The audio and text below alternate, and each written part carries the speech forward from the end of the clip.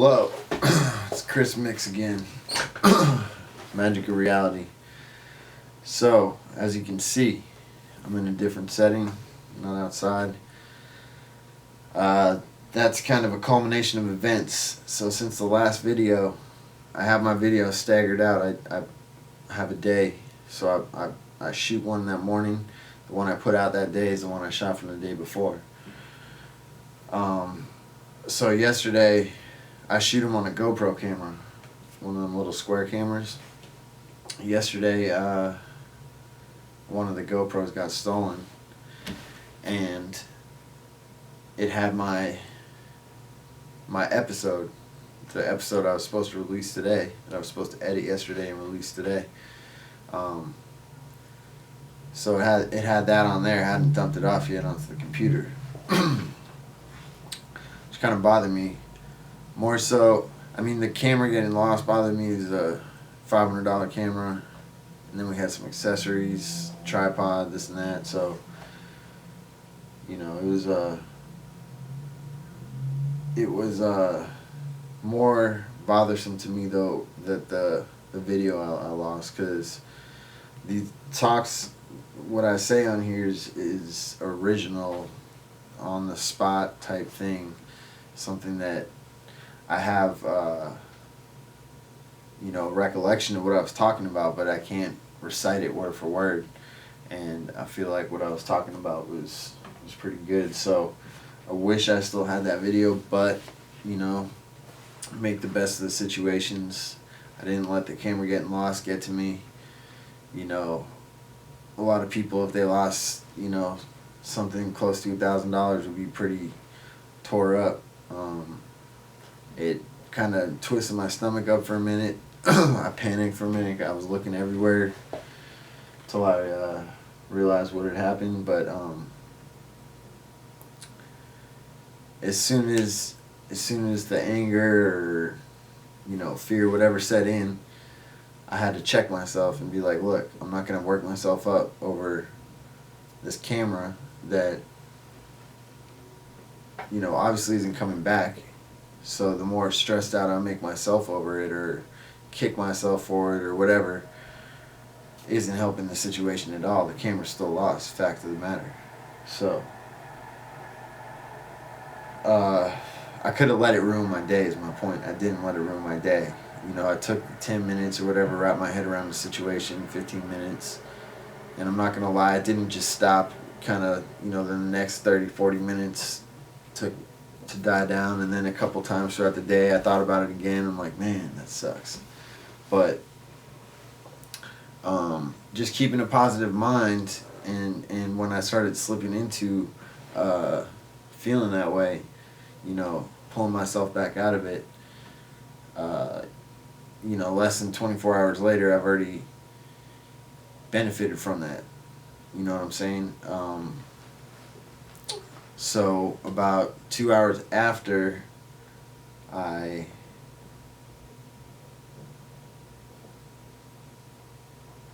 realized the camera was gone, I was going to get my rent money out, and I was put my rent money to the side in a different drawer, and for some reason I had put some other money in there and forgot about it.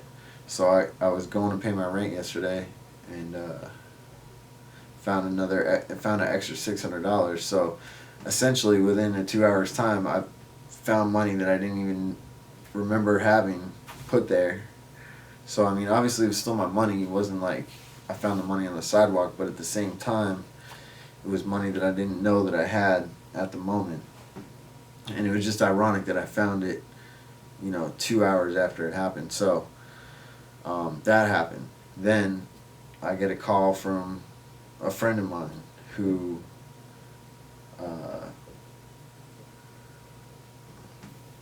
we were supposed to do some work together and everything the night before, and it kind of didn't work out. And then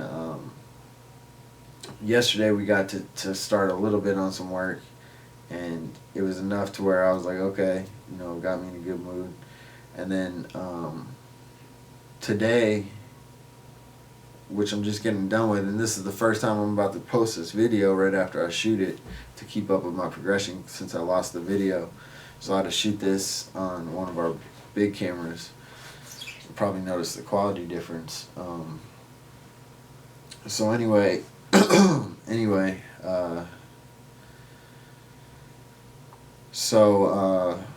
basically though, the point of the matter is the past 24 hours since I lost the camera have been a great 24 hours.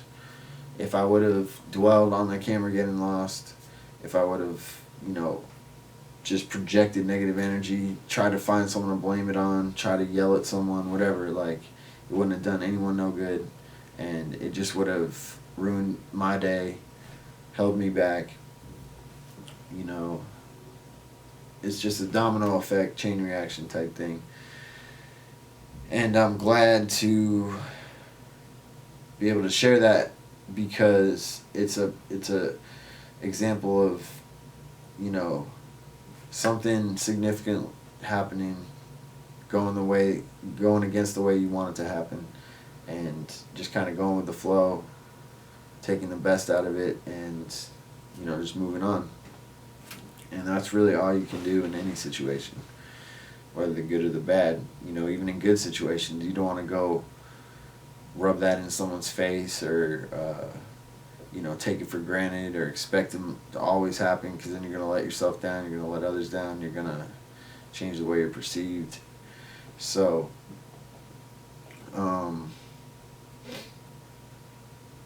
was just a good lesson to point out the positive side of thinking positive, because once a moment in time goes by, once it passes us and is now in our past, you can't change anything about that. It's set in stone, it's set in history. So every moment going forward, you have a choice of how am I going to look at that moment, how am I going to be in this next moment, the next moment, the next moment.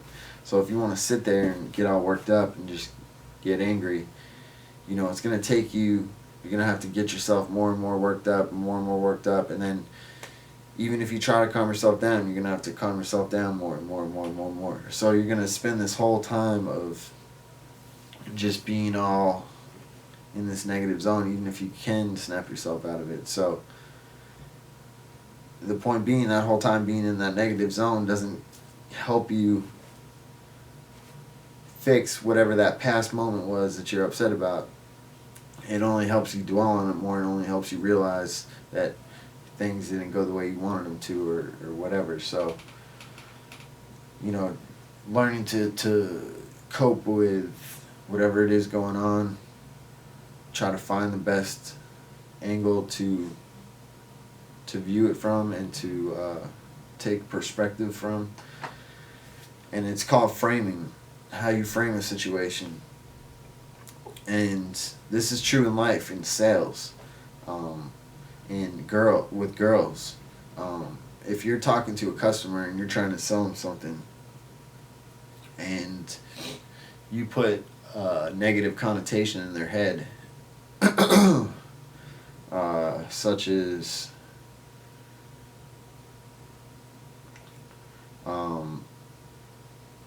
say I'm trying to sell you this mouse here, and I'm like, well, this is the newest mouse, and the ball doesn't fall out as much. You know what I mean?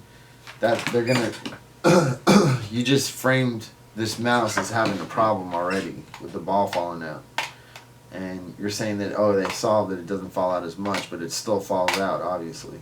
So, and not that this mouse is bad or anything, the ball's supposed to come out, but the point is, if they put that in your head, saying it like that, it paints it in a negative light. So now you're thinking like, well, I don't want a mouse with a ball that falls out of it. But if I frame that same scenario differently, and I'm like, okay guys, so look, we got this great mouse, we got 2 buttons here, your right click, left click, then we got 2 additional buttons. You're gonna have You can program those to do whatever you want. You know, whether back button, have a hotkey for your internet browser, whatever. Then we got this ball here, so you don't have to move your mouse around, and the ball even comes out, so you can clean it out real nice. You can get everything in there. You know what I mean? So I just framed that two different ways, and the second way, you point out the same thing, that the ball is removable, but you paint it in a whole different light, in a whole different picture. So that's gonna that's gonna that's gonna change the perspective of the person you're talking to. And I apologize. I know I'm pausing a lot. It's been a crazy day, hectic, super long. It's almost 2 in the morning now. 1:30. And I've just been going nonstop. It's just got a lot still going on my mind. But anyway, the point being, back to framing things. So you frame a detail of something in one way or another way. You know, it can make or break a sale. Same with a girl. You know, you don't go out on a first date and ask a girl about the last guy she was dating or her ex-boyfriend. You don't want to get her thinking about that. You know what I mean? But you know, there's plenty of other ways. You could be like, ask her, be like, so how long has it been since you've been out on a fun date like this? Or, you know, when's the last time you've done this? When's the last time you've been here? Whatever. And ask her questions that you know that she might be like, oh, you know, my boyfriend used to take me here, blah, blah, blah, or whatever. And get her to talk about it, draw it out of her, you know what I mean? Don't just blatantly ask, don't do it. So you framed her to answer your question in a sense, but you didn't have to do it in a blatant way that got her thinking about it, like, oh, now why is he asking about that? You know what I mean? You just asked an innocent question, and the way she answered it happened to give you further information. So, and that's maybe not the best example for this, but it's like that. And in any conversation you have, especially with girls, you have to frame a conversation where you want it to go, what direction you want that conversation to go in, what light do you want it to paint, what feeling do you want it to inflect on her, and you know, that goes down deeper into psychological, subconscious, and body language. We pick up on on social cues. We communicate somewhere something like 20 or 30% verbally, and the rest is body language, eye contact, demeanor, your tone, everything. So it's all the sum of all that is your communication skills. And it's kind of like how I talked about the sum of your frequency. You know, it's your total body's frequency is the sum of your brain's frequency output, your heart's frequency output, your stomach's frequency output, and all the cells in your body. So the culmination of all of them create one total overall frequency, and that's what you're vibrating at. So if you want to raise your frequency, you got to raise the frequency of the cells in you. You got to raise your heart frequency, your brain frequency, your stomach frequency.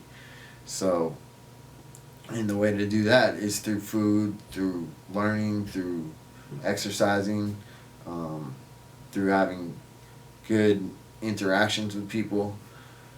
So all these help you grow and help you become more successful.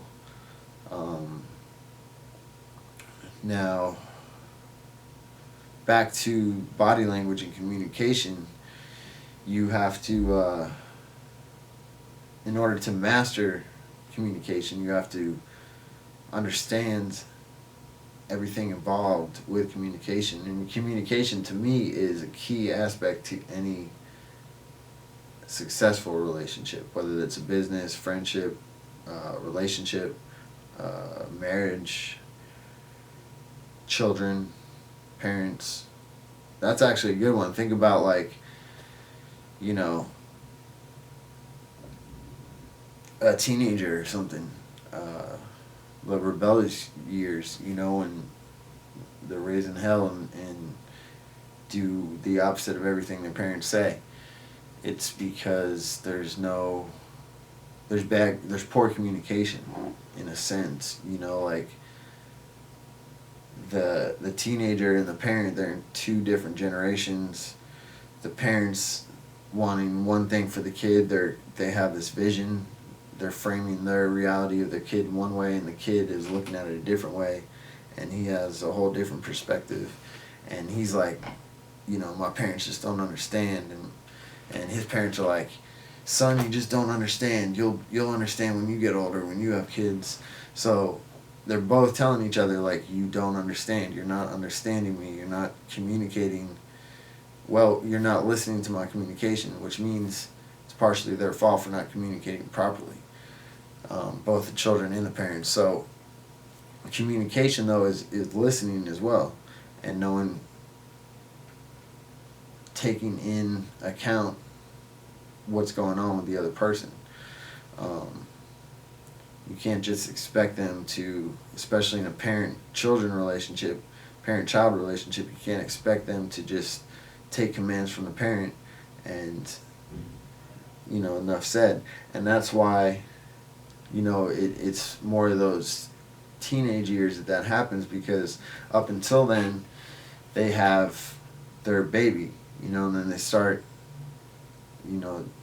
most of the time they'll have their mother taking all this care of them for years, and that's all they know, and they're being protected and cared for by their parents, their mother and father, and that's what they have. That's the only thing they have to rely on. Now when they start getting older, they grow an awareness about themselves, and then they start up being aware, like, oh wow, I'm in this world on my own, and my parents are here guiding me through it.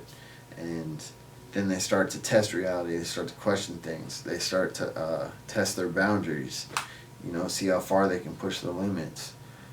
Explore things. Get into, the good kind of trouble, like explorative things or whatever. But and even bad trouble too. But kids.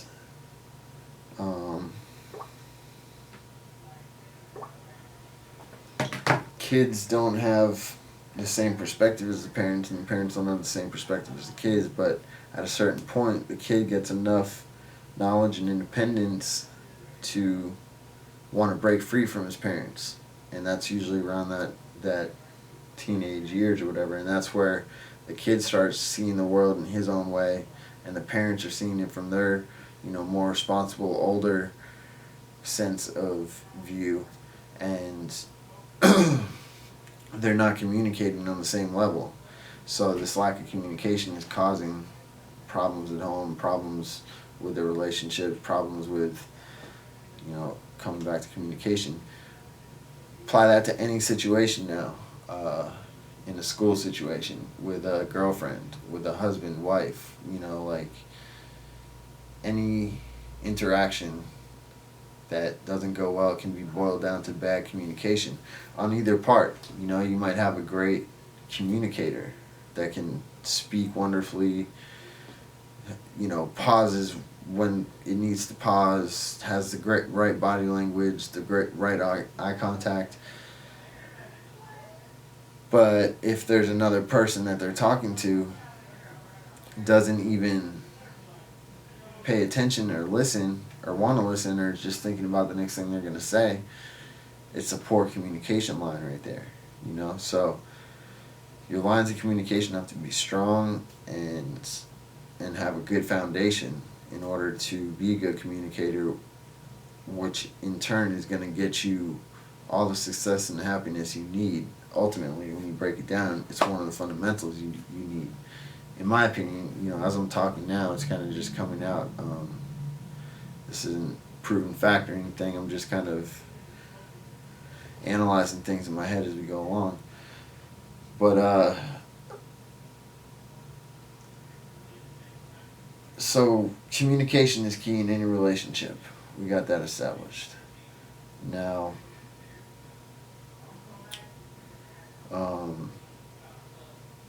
back to the framing. So that's what got me into communication. So framing your perspective, you're framing your point of view to another, um, conveying your sense of ideas to them. Just making sure it's still recording. I haven't done a video on one of these cameras yet, and I don't have a camera guy in here with me. But anyway, you want to make sure that you frame your ideas properly. Now, this is part of being successful. You know, if you're in an organization and you have to deal with other people, or you're in charge of other people, you know, that you always have that boss, you all have that boss that just comes down on you, just like, Jonathan, you're 3 minutes late, and last night you didn't sweep up good enough, and blah, blah, blah, like, just comes down on you hella hard. Like, that's going to drive them away. So, a reframed way of doing this, and I learned part of this from Jason Maiden. He designs the Jordans for 14 years, and I went to a conference and met him and asked him a question about how I should deal with someone on my team here at the studio that, you know, wasn't really pushing as hard as everyone else, and wasn't really pulling his own weight or putting in the time or the work, but was quick to want to be a part of the team, you know what I mean? So he kind of wanted to have more of the benefits without all the work. So when I asked Jason how to handle that, he said, well, there's a formula. You want to say what you like, what could use improvement, and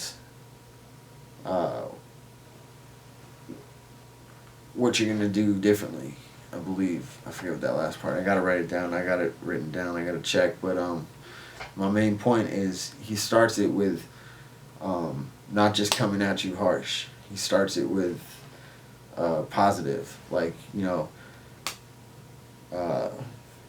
if you're talking to an employee, you're like, Jack, you know, you're a really great addition to the team. We love having you here.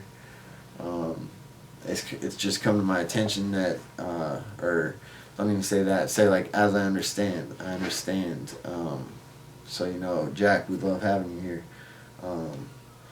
So you've been doing a great job so far, but as I understand, you know, last night the back floor wasn't swept, you know, all the way, and I just want to make sure you got, you know how we do things around here, because if not, we're gonna have rats and cockroaches and stuff. So I need to make sure it's clean at the end of the night. You know what I mean? He's gonna be way more receptive to that than Boss A, who just comes in screaming at him. You know what I mean? So again, it's just another example of framing the same scenario two different ways. And, you know, framing any scenario from small to large is going to help you in your relationships with your friends, family, loved ones, co-workers, bosses, managers, subordinates if you're a manager. So framing is important, especially sales, and that's why I compared sales and women almost to the same, because when you're getting women, you're selling yourself in a sense. You're showing them why they should choose you over the tons of other guys out there. And it's also why you can see hot guys with hot girls with ugly guys, or like weirdo guys or some shit, because they aren't attracted to the physical assets as much as guys are to women. You know, it's obviously a plus for women, but they are looking for something completely different than what the guy's looking for. So when you're interacting with a woman and you're basically having to sell yourself as to what makes you a better candidate for her to pick you rather than the next guy. And so essentially you are, sales techniques will come in key. And there's a study, I heard it on the radio, on like a podcast or something. It could have been from Ty Lopez. No, someone else did it. Anyway, they, it's called the movie star effect or something. They got like a Brad Pitt looking guy, like perfect physical appearance, great communication skills, great talker, and it actually might have actually just been Brad Pitt. But either way, they went to a public place and did a study. They talked to X amount of women. I forget the details, but where they just would say, hey, I'm Brad Pitt. Would you sleep with me? In a nicer way, but basically just blatant up front like that. And none of them would. 0%. So what that shows us is that if the tables were turned and a girl asked that to a guy, you can imagine. I don't even have to explain. So, my point being is it proves that the girls are looking more on an intellectual or a communication basis, how you make them feel. And it's not about how you look, it's about how you make them feel. That's a good way to put it. But, so framing your conversations, framing your direction of where you're headed, and leading the conversation like that and letting her respond to your questions, and your questions are being framed in a way that's making her feel comfortable, intrigued, maybe implying a sense of mystery if possible from your side. So these are all things that can be conveyed in, your body language, your tone, the questions you ask, how you ask them, the way you word them. So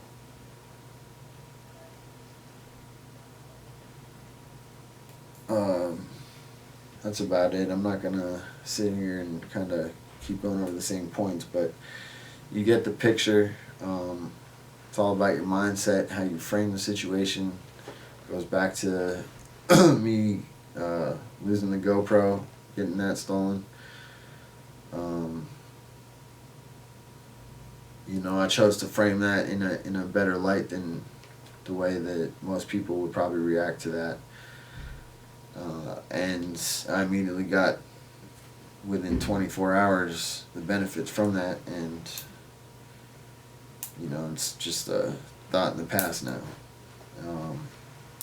So hopefully I ordered some new stuff for the GoPro stuff, and hopefully that'll be here early next week. I'll probably start getting back to the videos in the park. I kind of like doing it in the daytime before I start my day, and I'm fresh and I don't have to I've been trying to do this video all day today, but it was just so busy I couldn't take the time to just get the quiet space and free time to do that. And here I am, close to 2 a.m. doing it, and probably be 3 or 4 by the time it gets uploaded. But that's about when I go to bed anyway. I go to bed around 3 or 4, wake up around 9, sometimes 10, and then I go out into the park, hang out there, drink my coffee, read, and make one of these video blogs. And then I get to work by about noon, and then I work until 1, 2, get home, go to sleep again around 3 or 4. So I have a very busy day. I just stagger it out differently. I don't get up at 8 a.m. like everyone to start their day, but I also don't get off at 5 p.m. And